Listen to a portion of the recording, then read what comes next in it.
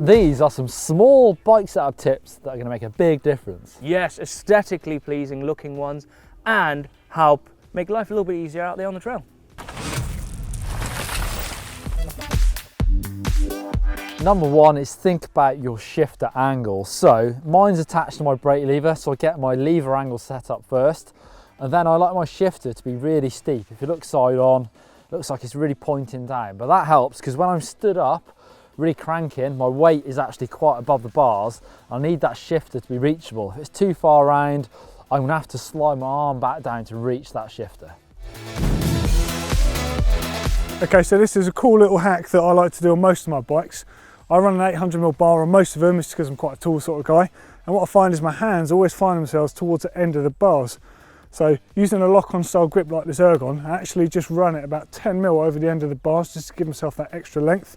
If I take the grip off, just to show you though, it's quite a sturdy base on this particular one. You can't do this with regular grips that aren't a lock-on design.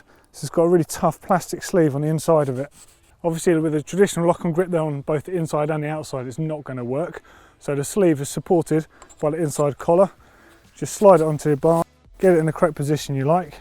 Leave yourself just a little bit of room at the end there. Securely tighten up that collar when the grip's in the right position. Make sure it's not going anywhere. Then reinstall your bar-in plug.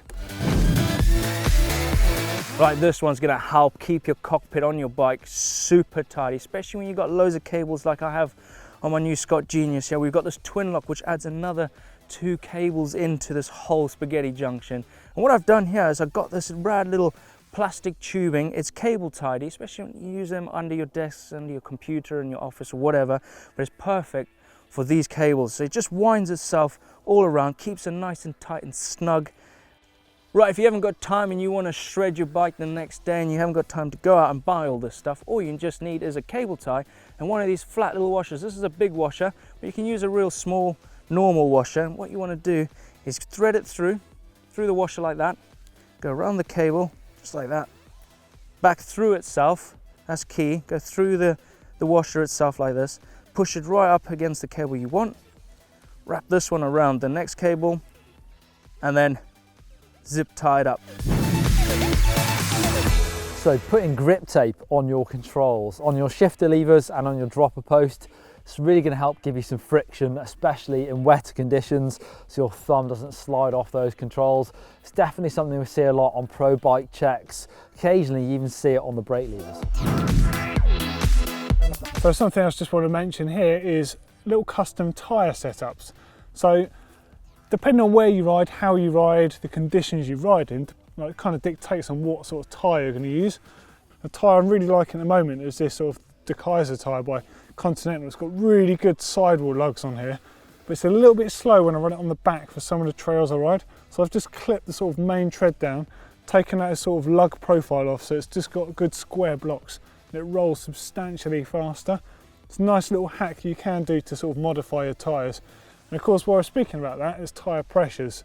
A firm tyre is going to roll a little bit quicker, but it's not going to give you the grip you need. So you want to experiment with tyre pressure a bit. Generally on the back I run somewhere around 29 pounds and up front 26 to 27 pounds. Makes a huge difference in the sort of traction you've got. Right, this cable tie and this little washer can come in handy on other parts of the bike as well. So that's like the front end, especially this front brake hose. Rattles a little bit there on rough terrain, and also when you crash it can rip out of this little guide here, and you also can kill 2 birds with 1 stone.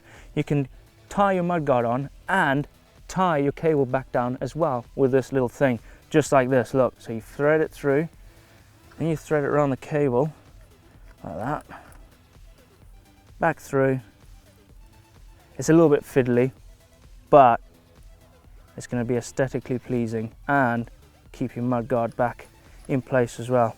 And you run it through your mudguard like that. Look at that. Perfect little hack right now. A simple front mudguard just like this one makes a big difference how much spray you get up in your face. I actually think they look really good on your bike as well. Of course you can get a GMBM one like this, but you can also make them yourself really easily and just attach them to your fork using zip ties. A super easy setup tip is to think about the rebound on your rear shock. Yeah, that's correct, depending on what terrain you like to ride. For myself, I like to hit some jumps, I like to nibble about on the trail, and what I've done is slowed mine down because I don't want to have that quick rebound when I hit a big jump and, you know, send me over the bars or something. Whereas I like to ride downhill tracks with rougher, let's say rooty terrain. I want my rebound that little bit faster so my rear tyre stays on the floor and I get good braking and traction on that rear tyre. Don't forget, it's really easy to make those sort of adjustments when you're at the side of the trail, but what will make your life a lot easier is when you set up your suspension in the first place, make a bit of a note of what sort of settings you have on your rebound and compression dials. Manufacturers tend to refer to theirs from fully closed, but it doesn't matter if yours is from open or closed. Just have that in mind so you can add on 2 or 3 clicks here and there, and you know where to get back to. Excellent advice, Doddy. If you want to see a more in-depth suspension setup video, click over here. And for some MTB life hacks, click down here. Click on the logo to subscribe and give us a thumbs up.